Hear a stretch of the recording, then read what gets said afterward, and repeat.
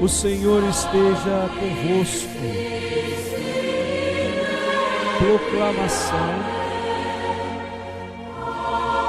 do Evangelho de Jesus Cristo, segundo Lucas.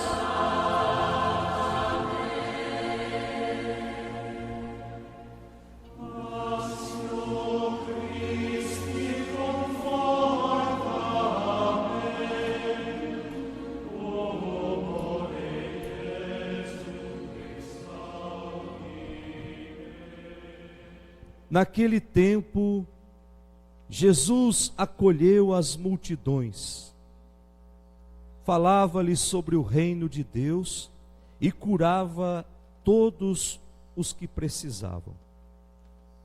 A tarde vinha chegando. Os 12 apóstolos aproximaram-se de Jesus e disseram: despede a multidão, para que possa ir aos povoados e campos vizinhos, procurar hospedagem e comida, pois estamos num lugar deserto. Mas Jesus disse: dai-lhes vós mesmos de comer. Eles responderam: só temos 5 pães e 2 peixes. A não ser que fôssemos comprar comida para toda esta gente. Estava ali mais ou menos 5.000 homens. Mas Jesus disse aos discípulos: mandai o povo sentar-se em grupos de 50. Os discípulos assim fizeram e todos se sentaram. Então Jesus tomou os 5 pães e os 2 peixes, elevou os olhos para o céu, abençoou-os, partiu-os e os deu aos discípulos para distribuí-los à multidão.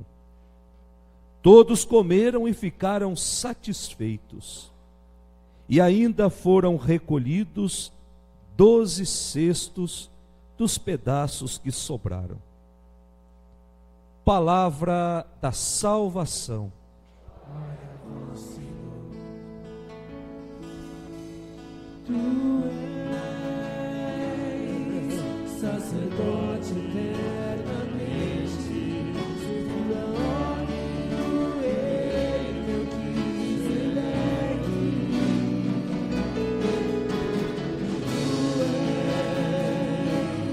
Tu és sacerdote eternamente, segundo a ordem.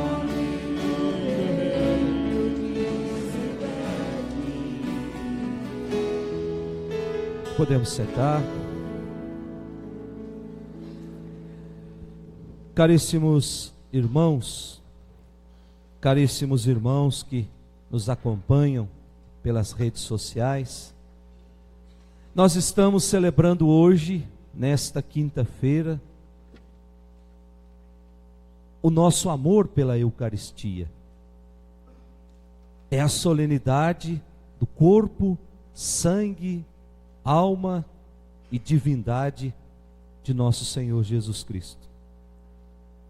Se nós fizéssemos agora um retrocesso na liturgia do tempo da Páscoa, nós vamos perceber que o tempo da Páscoa, ele termina com uma frase muito significativa de Jesus. Eu não vou perguntar qual é a frase, porque a gente pode não lembrar. Eu já vou logo dizer: eis que eu estarei convosco todos os dias, até o final dos tempos. Portanto, meus irmãos, a festa que nós estamos celebrando hoje não é outra coisa senão o cumprimento dessa promessa de Jesus. Cristo se faz presente na Sagrada Eucaristia. Cristo se faz presente na comunhão. Portanto, é o nosso alimento, é o nosso amor, é o nosso conforto, é o nosso médico, é o nosso amigo. Cristo se faz presente na Eucaristia. E se faz presente na Eucaristia para nos alimentar. vamos entender bem o ato de alimentar uma pessoa. A impressão que nós temos é que é muito simples. Mas olhem para as mães. As mães sabem melhor do que eu o hábito de alimentar uma criança. Requer dedicação. Quantas vezes a criança acorda na madrugada querendo alimento? Portanto, requer dedicação, requer paciência, e isso não só entre os humanos. Entre os animais é a mesma coisa. Olhe, um animal cuidando da sua cria, a paciência que ele tem, o zelo que ele tem. E existe um animal que é o símbolo da Eucaristia, que se chama pelicano, que quando ele alimenta o seu filho, e quando falta esse alimento, ele começa a arrancar pedaços do seu corpo e colocar na boca dos filhotes. Portanto, é um ato de amor. Tanto é verdade que alguns profetas do Antigo Testamento achavam que Deus fosse uma mulher, que Deus fosse uma mãe, devido à assistência de Deus ao longo da caminhada do povo. E uma das particularidades que evidencia esse amor materno de Deus é exatamente esse Deus que acompanha o seu povo ao longo da história. Um Deus que faz sair água de uma pedra para matar a sede do seu povo. Um Deus que faz pão cair do céu para alimentar a caminhada do seu povo. Um Deus que providencia carne para o seu povo, as codornizes. Portanto, um Deus que está preocupado com a alimentação do seu povo. Povo esse que está caminhando ao longo da história.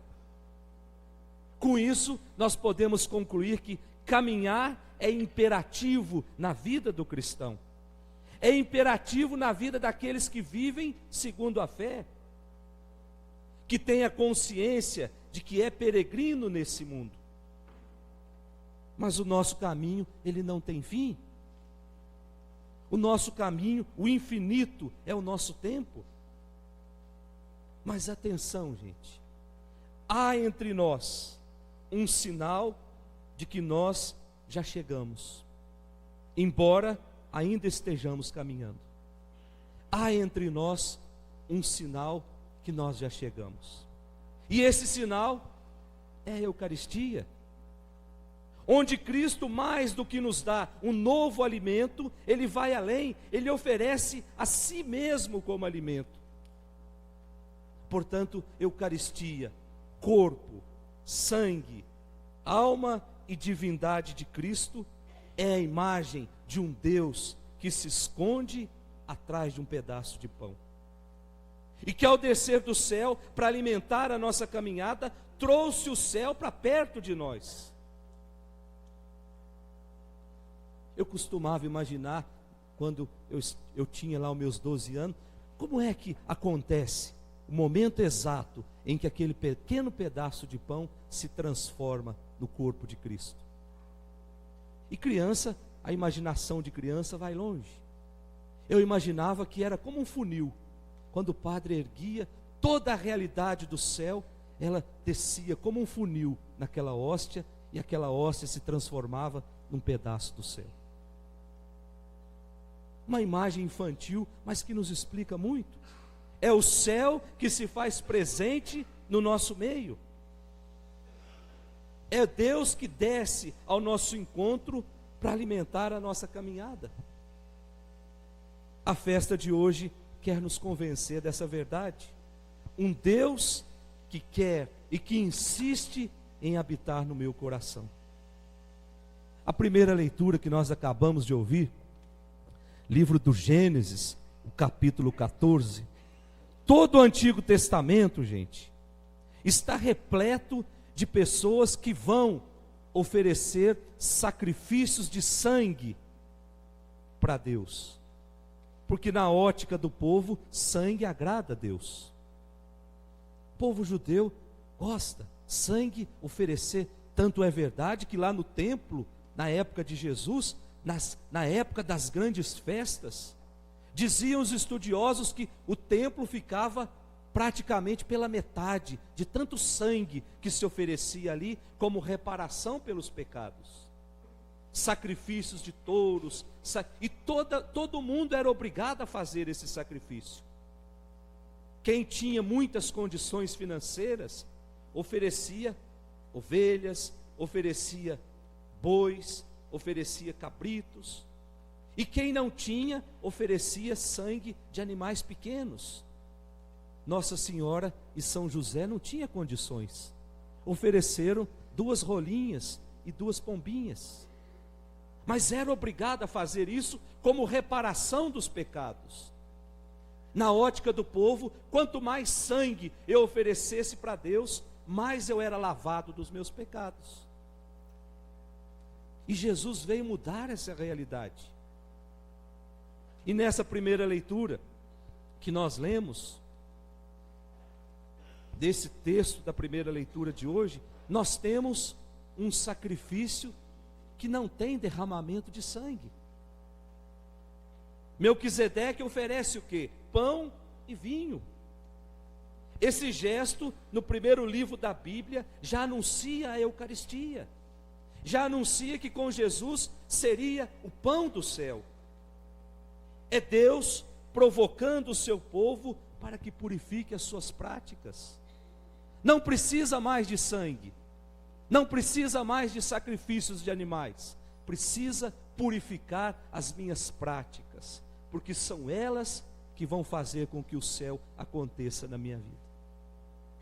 A segunda leitura, a carta de São Paulo aos Coríntios, capítulo 23, nós temos nessa segunda leitura uma narração da instituição da Eucaristia, que nos coloca já em situação de esperança, sempre na esperança do regresso do nosso Mestre.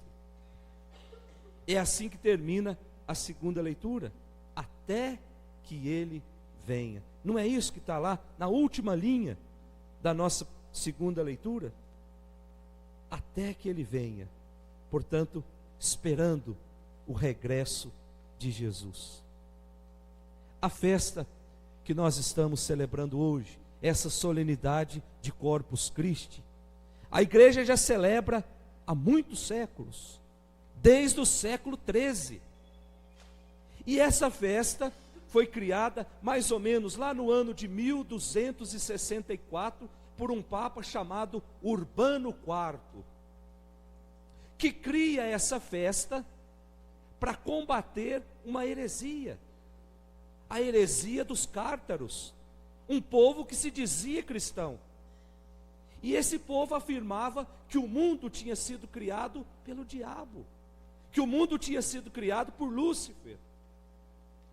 Então essa festa era para afirmar a fé na presença real de Jesus no pão e no vinho, porque eles diziam, isso é apenas um símbolo. Meus irmãos, muitos hoje, passado esses quase 800 anos, ainda afirmam ou ainda acreditam que o pão consagrado e o vinho consagrado são apenas símbolos. Por isso tantas igrejas evangélicas fazem Santa Ceia. Sim, pode ser símbolo lá, mas para nós não. É a presença real do próprio Cristo. E foi uma ordem que ele disse: fazei isto em memória de mim. Todas as vezes que fizermos isso, nós estamos rememorando aquela última ceia. Nós estamos trazendo de volta o Cristo que quis e insiste em morar em nosso meio. Essa festa que nós estamos celebrando hoje é uma celebração de fé, na qual todos nós somos convidados a entrar em comunhão com Cristo, a entrar em comunhão com o pão do céu. E nossa comunhão, significada no pão e no vinho, consagrados, se faz corpo de Cristo, se faz igreja, se faz reino de Deus, somos convidados a beber desse cálice, não para nos refugiar, para ficar acima das preocupações, para ficar acima das dores desse mundo, mas para nos abaixarmos com Cristo, lá no mais profundo da humanidade, lá onde a dor se faz ferida, lá onde a dignidade humana é negada, lá onde os sonhos são destruídos, lá onde a esperança é aniquilada. É lá que a comunhão se faz vida, e vida em plenitude. Que maior presente Deus poderia ter nos deixado? Que maior presente Deus poderia ter nos oferecido? Sua presença, sua vida feito pão para nós. Eis o grande presente de amor. E essa vida iniciada aqui, nessa terra, pelo nosso batismo, e quando alimentada pelo pão da vida, que é Jesus, ela jamais será interrompida. E é o próprio Jesus quem faz essa promessa quando nos indica o caminho da eternidade. Eu sou o pão vivo que desceu do céu. Quem come desse pão viverá eternamente. Portanto, é uma promessa do próprio Cristo. Uma vida vivida no serviço, uma vida vivida no amor, na doação e alimentada com o pão do céu. Ela não termina nunca. Ela é eterna. Esse corpo aqui um dia vai lá para o cemitério, vai virar pó. Mas a vida alimentada com o pão do céu, ela é para sempre. Quem come desse pão viverá eternamente. Louvado seja o nosso Senhor Jesus Cristo.